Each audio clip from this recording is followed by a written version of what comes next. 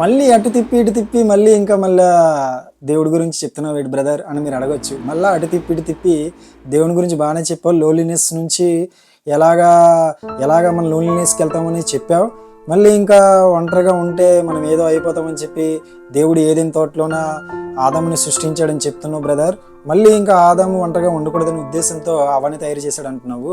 మనం ఇప్పుడు కూడా మనం మనుషులతో స్పెండ్ చేస్తున్నాం కదా, ఇప్పుడు సావాసం చేస్తున్నాం కదా, ప్రతి ఒక్కరితో ట్రావెల్ చేస్తున్నాం కదా అని మీరు అడగచ్చు.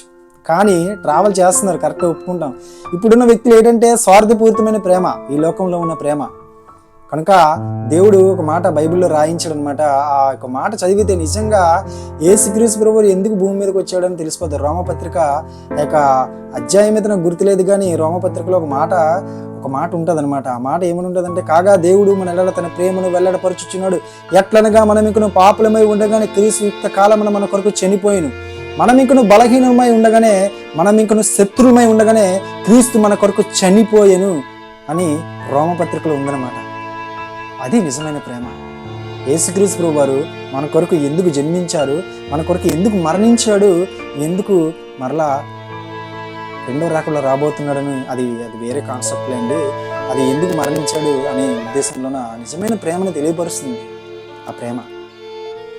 కనుక లోన్లీనెస్గా ఒకవేళ ఉన్నావా, ఒంటరితనంగా ఒకవేళ ఉన్నావా, ఎవరు నన్ను ఖాతరు చేయట్లేదు, ఎవరు నన్ను పట్టించుకోవట్లేదు, ఎవరు నన్ను స్కేర్ చేయట్లేదు, ఎవరు నన్ను పట్టించుకోవట్లేదు, నా బతికింతైనా, నా బ్రతుకు మారదా, నా జీవితం ఎంతైనా, ఇంకా ఒంటరితనం నుంచి బతకాలా, నేను ఎవరికి చెప్పుకోలేని బాధలు నాకు చాలా ఉన్నాయి, నన్ను ఎవరు అర్థం చేసుకోవట్లేదు, ఈ భూమి మీద మనిషిని ఎవడు నన్ను ఎవరు అర్థం చేసుకోవట్లేదని చాలామంది మనల్ని అర్థం చేసుకోలేరు.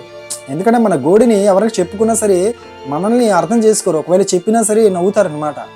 ఎంత లేరా, ఇప్పుడు ఈ సమస్య ఇలాగే చెప్తాడు లేరా అని చెప్పి విని నవ్వుకుని వెళ్ళిపోయేవాళ్ళు చాలామంది ఉన్నారు. అయ్యో పాపమా అని చెప్పేవాళ్ళు చాలామంది ఉన్నారు తప్ప మంచి మాటలు చెప్పేవారు ఎవరు ఉండరు. ఒకవేళ ఉన్నా సరే మంచి మాటలు చెప్తారు, కరెక్టే ఒప్పుకుంటాను. అట్ ద సేమ్ టైం సేవకులు చెప్పొచ్చు, విశ్వాసులు చెప్పొచ్చు, అలా చెప్పినంత వరకే. అందరూ కూడా మనల్ని యూజ్ చేసుకోవాలని చూస్తారు. వీడి సమస్య ఇదా, వీడికి ఇలా వాడుకుందాం, ఇలా తిప్పుకుందాం అనుకుని తిప్పించుకునే వాళ్ళు చాలా సేవకులు చాలామంది ఉన్నారు సమాజంలో. వాళ్ళు మనుషులే, సేవకులు అయినప్పటికీ కూడా వాళ్ళు కూడా మనుషులే. కనుక సేవకుల్ని గౌరవించండి, సేవకుల్ని మర్యాదించండి, సేవకుల్ని ప్రేమించండి, లేదని చెప్పట్లా. కానీ సేవకుని దేవుని చేసేవద్దు. ఆయనకి పైవాడు ఒకడు ఉన్నాడు దేవుడు, ఆయన్ని మీరు మొదటి ప్రాధాన్యత ఇవ్వండి అని ప్రేమపూర్వకంగా కోరుకుంటున్నాను. ఎందుకంటే మొదటి ప్రాధాన్యత అనేది దేవునికి ఇవ్వాలి, తర్వాత సేవకునికి ఇవ్వాలి. సేవకునికి ఇవ్వమని కాళ్ళ మీద పడిపోని చెప్పలేదు. సేవకుడు కూర్చోమన్నాడంటే కూర్చోండి, నిలబడమన్నాడంటే నిలబడండి చెప్పలేదు. కానీ సేవకుని గౌరవించండి, సేవకుని మర్యాద ఇవ్వండి, లేదని చెప్పట్లా. కాకపోతే సేవకుడు బైబిల్లో ఏం చెప్తే అది నమ్మేవద్దు. పాయింట్ అర్థమైందా ఏం చెప్తున్నానో?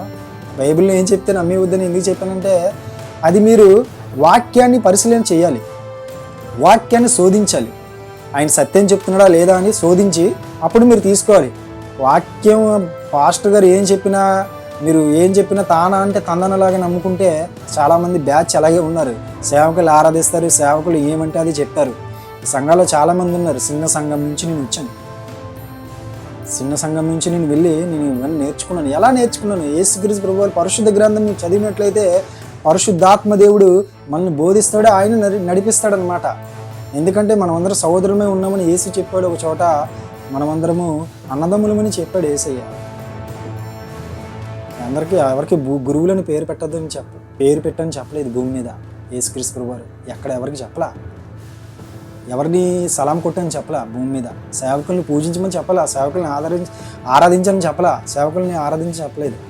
సేవకుడితో ట్రావెల్ చేయండి, సేవకులతో వెళ్ళండి, లేదని చెప్పలే. సేవకుడు ఏం చెప్తే అది వినేసి గుడ్డిగా నమ్మొద్దు.